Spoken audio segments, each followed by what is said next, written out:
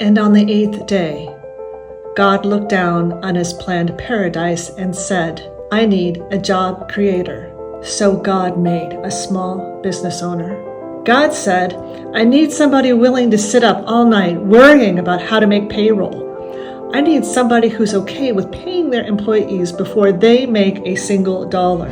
I need someone who will take all the risk to sign the front of the check so that others have the privilege of signing the back. I need someone who will risk their life savings just to break even every year and hope that the next will be better. So God made a small business owner. I need somebody with a personality strong enough to handle a complaining customer and yet gentle enough to train a new employee. Somebody to run payroll, stock the shelves, skip lunch, run across town to hand a delivery, run across town to hand deliver an order to an elderly customer, work late, and not get back to your own house until 10:30 p.m. So God made a small business owner.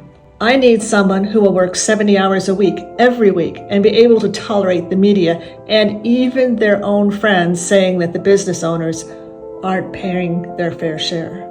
So God made a small business owner. God had to have somebody willing to always put the customer first, sometimes even before their own family. God needed someone willing to open early, stay open late, miss their kids' baseball games, just so that other parents wouldn't have to. So God made a small business owner. God needed someone who would get people what they need when they needed it for a fair price.